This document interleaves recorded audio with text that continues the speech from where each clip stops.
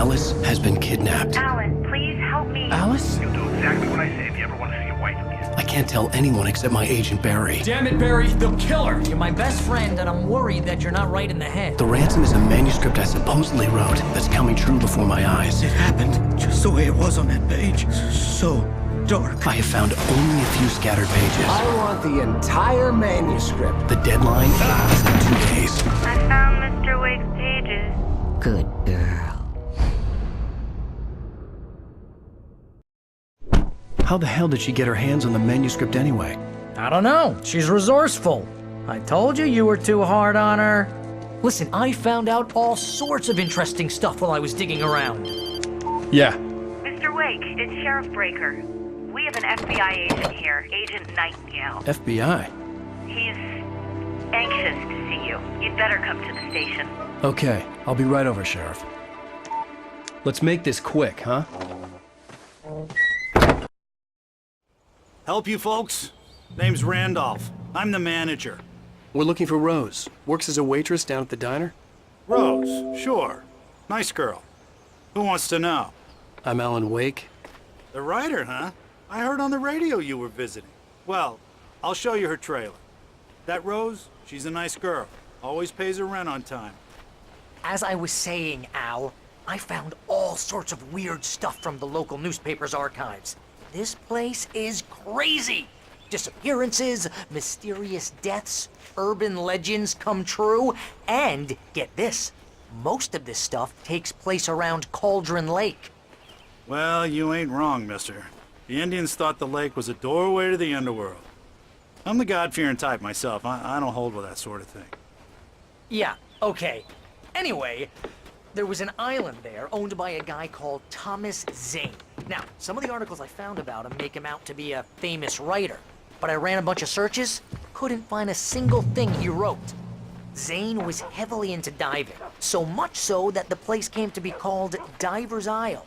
But the volcano under the lake erupted in 1970, and Zane went down with the island.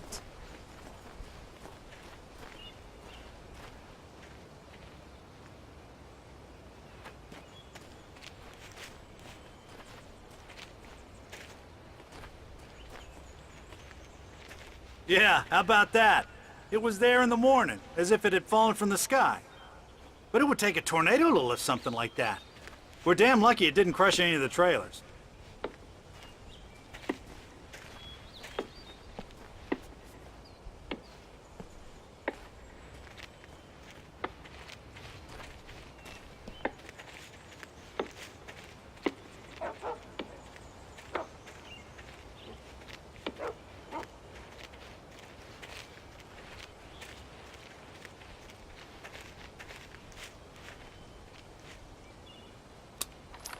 It gets better. A local girl, Barbara Jagger, drowned in Cauldron Lake just a week earlier. They were lovers. Sure, Jagger's a local spook story. The Scratching Hag comes for you in the dark. Childish stuff like that. Anyway, Al, I'm just getting to the best part. All of the articles about this stuff were written by Cynthia Weaver. I asked around, and she's that crazy bag lady you met. What, the lamp lady? She can be a little loopy, but she's not homeless or anything. Yeah, anyway, she knew both Jagger and Zane before they both died, and she had some kind of a breakdown.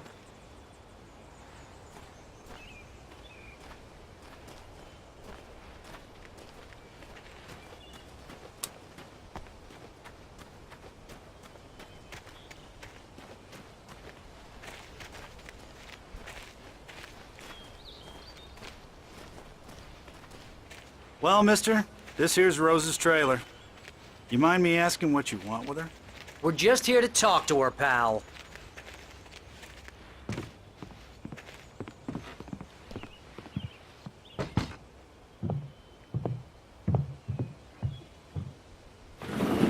Welcome to...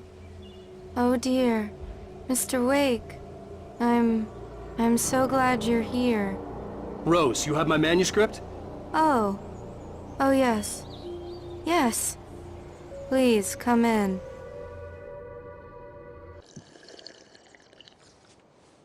Hey, this is really good. Rose, Yes, my manuscript. I really need it. I understand. I know what you need. A muse to inspire you. Oh, for Barry. She doesn't have anything. Yeah, hey, Al, what's...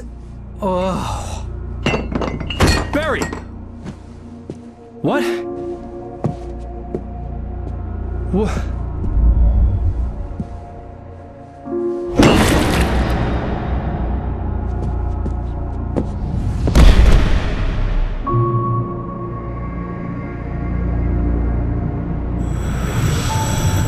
It's coming for you, hiding in my barber's skin.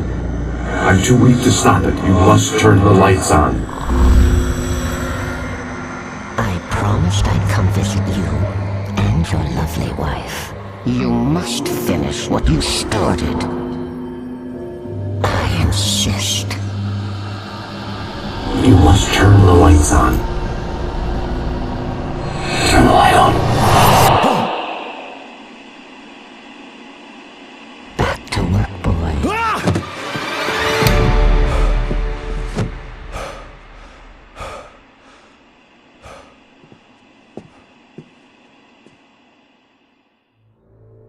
I felt nauseous, hungover. Only anger kept me going. I can't tell reality from dream anymore, but it seems I have an imaginary editor to help me. She's an old woman in a funeral dress. I call her Barbara Jagger. She's very strict. I'm writing faster and faster. My manuscript is being heavily revised. The edits are getting very aggressive, and each day there's less of me and more of her. I hate it, but I know she's right. She promises me I can save Alice this way. She knows more of this than I do. About the complex incantation I'm attempting. About this place. She's worked with another writer under similar circumstances, Thomas Zane. The genre of the story seems to be shifting. It's turning into a horror story. I'm getting close. I can feel it.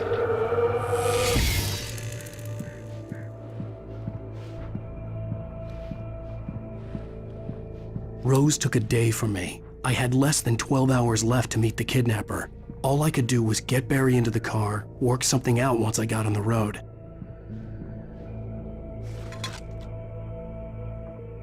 Welcome to the Oh Dear Diner. What can I get you today? Coffee? I couldn't work up much hate for Rose. Something had used her to get to me and left its mark. First refill is free. Milk and sugar on the counter there. Would you like to hear today's specials? Thank you. A nice day. Come back soon. Barry was out of it. He was way too heavy to carry. You're right. I deserve more money. I'm so handsome.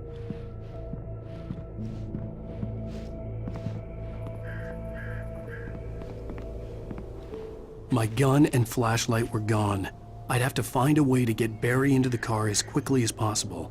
There was no time to waste.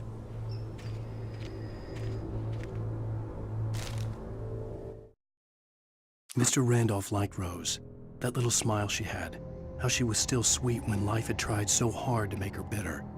It wasn't any of his business what she did in her trailer. But those strangers, the writer and his smart-ass sidekick, looked like trouble. And they'd been in there for hours, way past her normal bedtime. He reached for the phone and called the sheriff's station.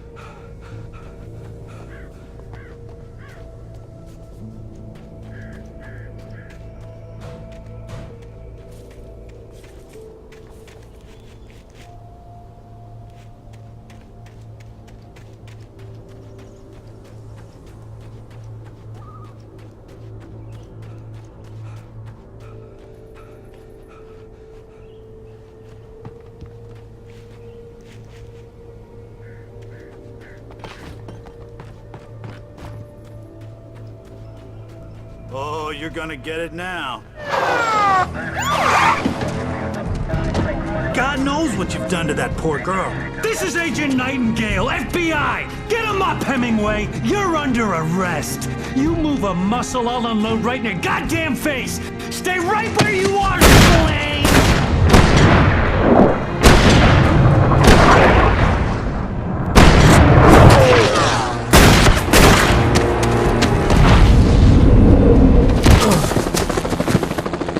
What are you? I'm standing right here, you goddamn maniac!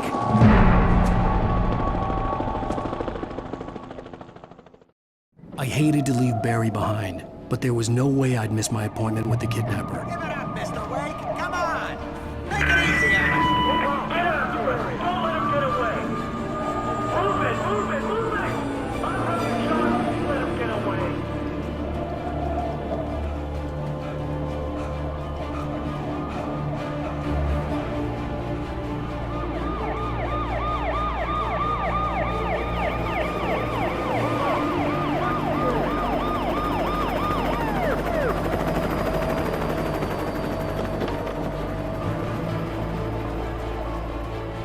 There he is!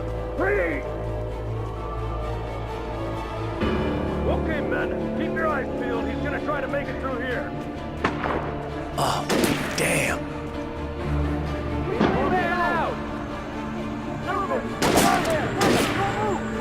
Watch that! Where did he go? God damn it, where did he go? Look away! Keep an eye out!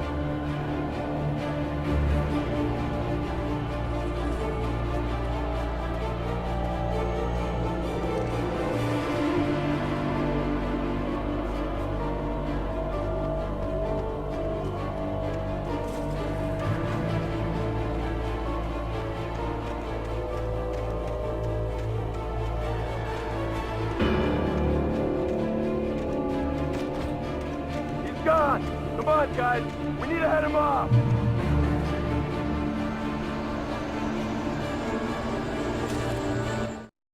For decades, the darkness that wore Barbara Jagger's skin slept fitfully in the dark place that was its home and prison. It was hungry and in pain. It dreamed of its nights of glory when the poet's writing had called it from the depths and given it a brief, terrible taste of power and freedom. The rock stars had stirred it from the deep sleep the poet had sunk it back to in the end. When it sensed the writer on the ferry, it opened its eyes.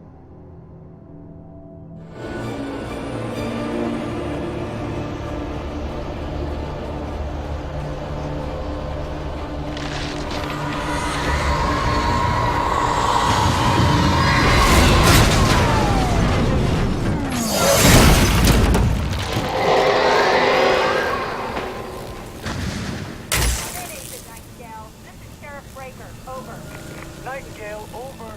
What on earth is going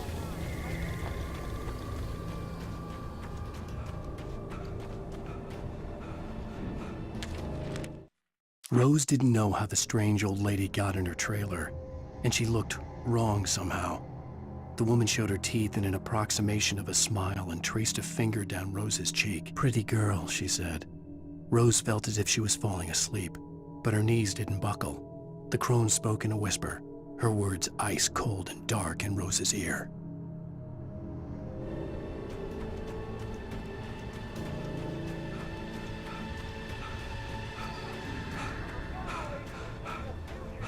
You want to discuss my method, Sheriff? Make an appointment. Over.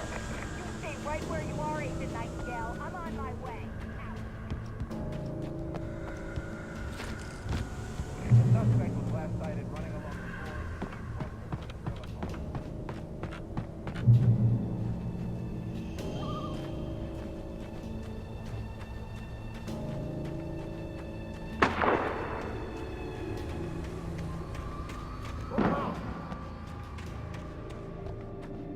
Search the area.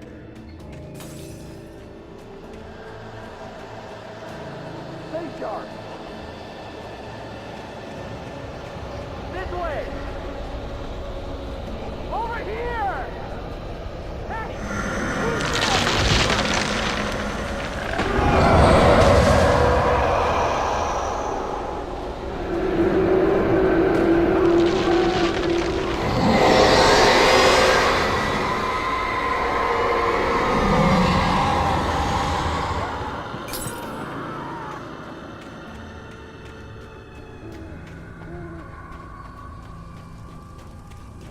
This horror was everywhere I went, circling me.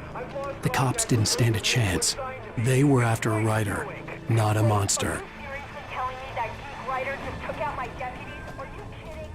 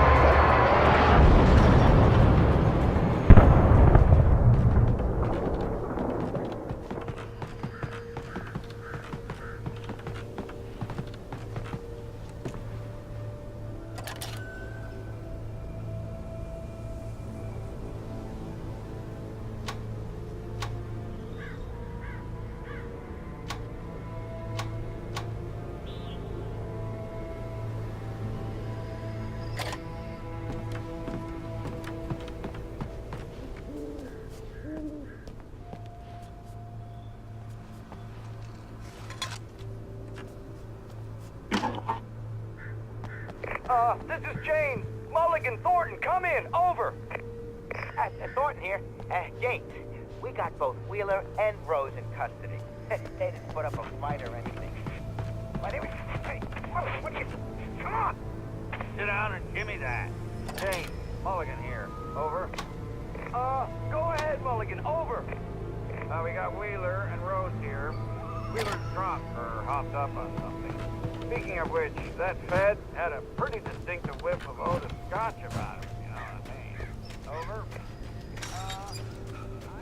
I imagined that the broadcast tower in the distance was part of the local radio station. Maine seemed like a decent guy. Perhaps he could give me directions to the coal mine.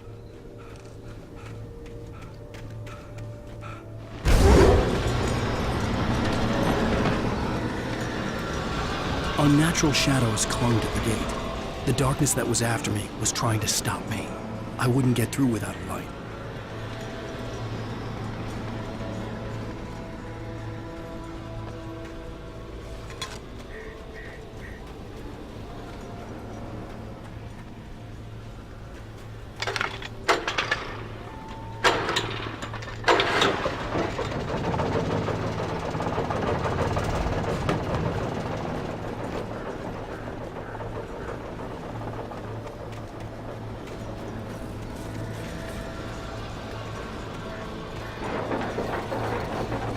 The old generator conked out. I'd have to see if I could fix it and try again.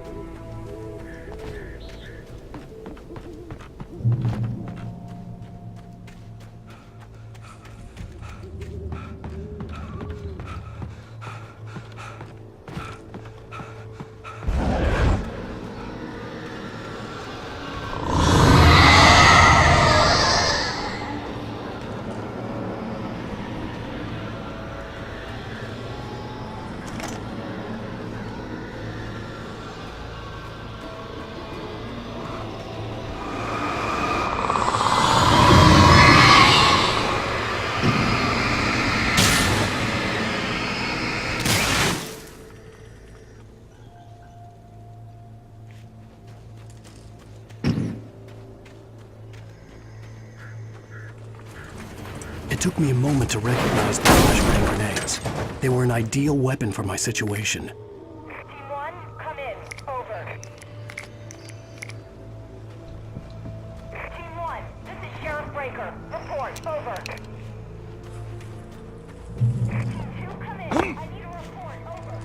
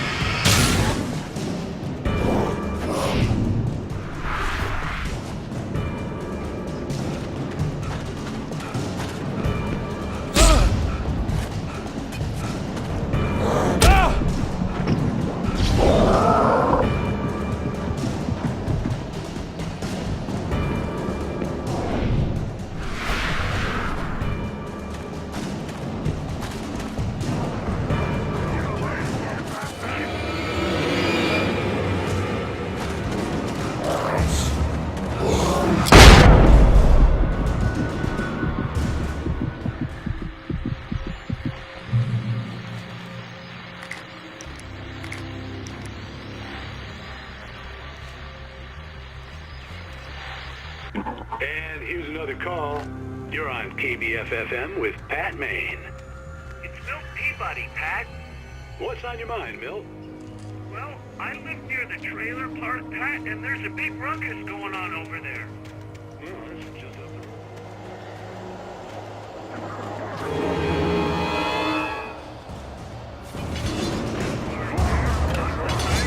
the Helicopter buzzing around, and I think I heard some gunshots.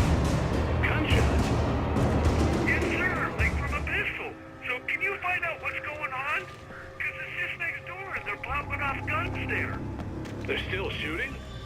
No, it was maybe 10, 15 minutes ago.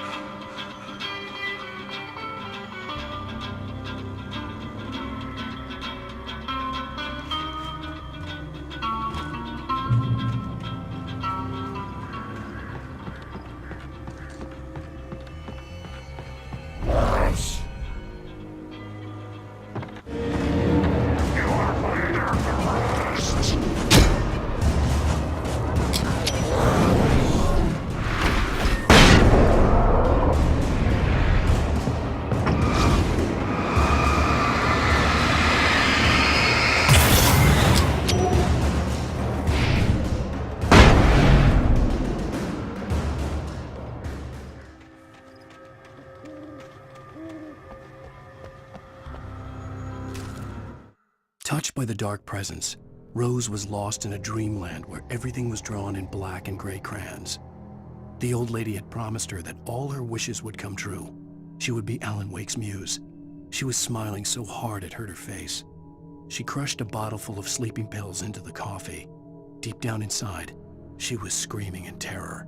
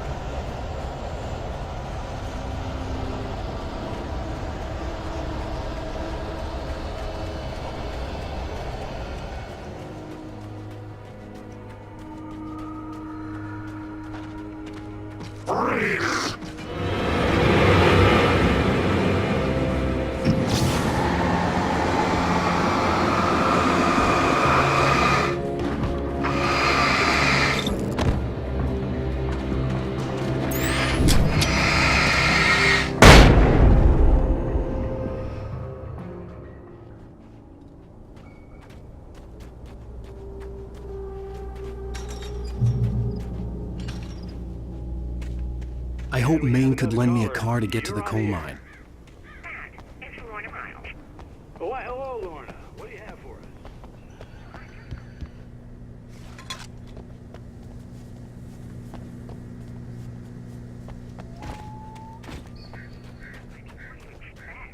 The sheriff should be helping us normal citizens instead of wasting resources on those people. Well, Let the trash sort themselves out. I'm sorry, but my granddaddy settled in Bright Falls in 1911. well, thank you very much for that compassionate viewpoint, Lorna. Oh, here's a little surprise. The famous writer Alan Wake just walked in. Folks, I'm going to see if I can talk him into an interview. Come on in, Mr. Wake. Ah, I'm so glad you could find the time to do this, Mr. Wake. Nowhere to run now, Dan Brown. You back away from me. Don't hurt her. Whoa, everyone calm down. Put the gun down. We're all friends here, right? Cool your jets, Nightingale. We got him. Judas Priest! What the hell's the matter with you? There's a civilian in there.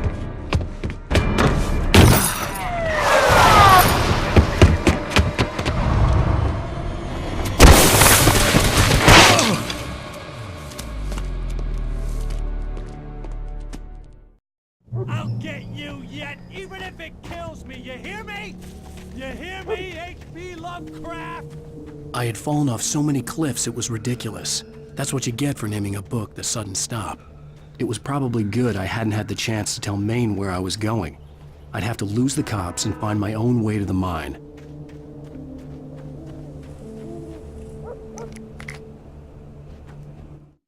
Nightingale stared through the broken studio window into the dark woods.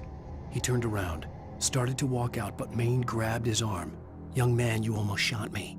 You don't shoot off rounds at people like that. What's the matter with you?" Nightingale shook his arm free, marched out. His cheeks burned with rage and humiliation.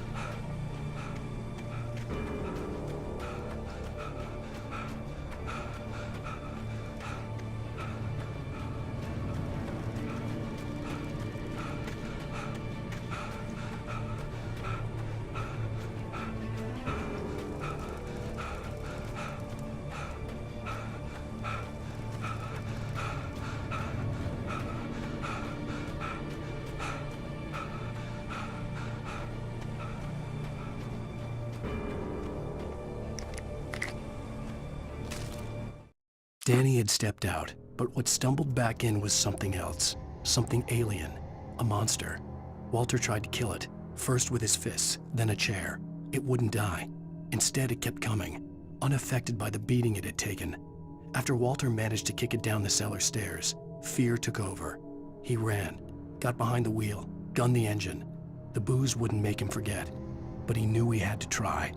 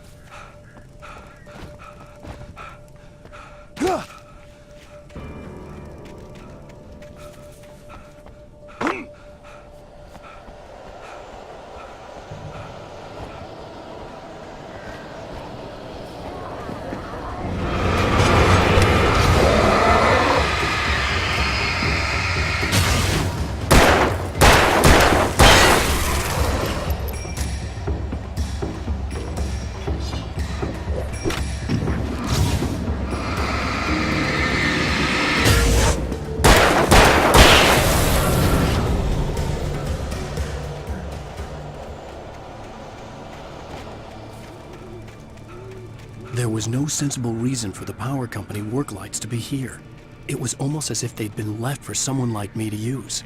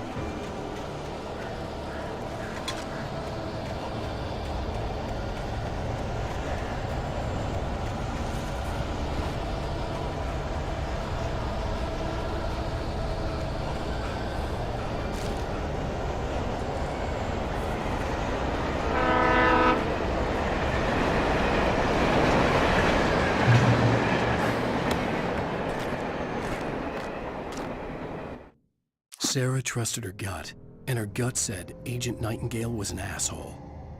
He felt wrong, and it wasn't just the smell of stale booze. It was in the way he flashed his badge, pulled rank, the look in his eyes when he wanted answers. Where was Alan Wake? What was this about an accident?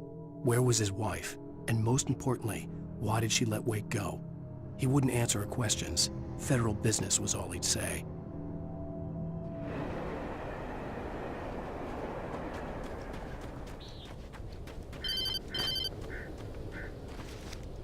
Hello?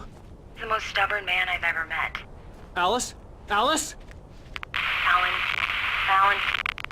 I'm so afraid. Keeps me in the dark. Please help me. I look at you, Alan, and it's not you. Something else. Looking out from behind your eyes. Alice, I'm here. I'm so alone here. It's all gonna go to hell. You need to be careful. Cooperate. The connection had been terrible, but that wasn't the only thing that hadn't been right with the call. She sounded wrong somehow, but she had called me. The pipe wrenched itself loose from the bridge's steel framework. Wrapped in darkness, it floated in midair, twitching. For a moment, I didn't understand what I was looking at. The heavy object lurched at me with impossible force. I threw myself out of the way, but just barely. When I turned my flashlight on it, it shook in a dark rage before it flew at me again.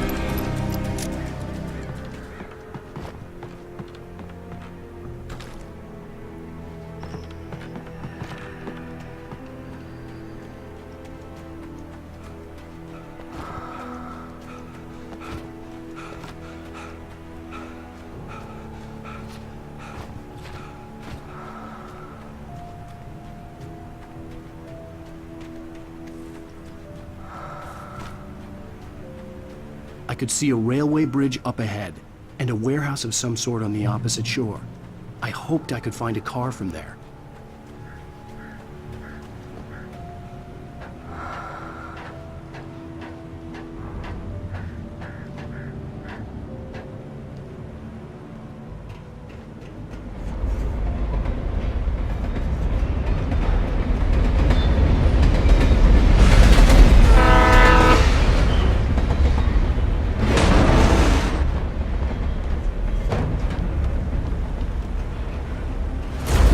That was pursuing me was growing stronger, and it was taking over everything in its path.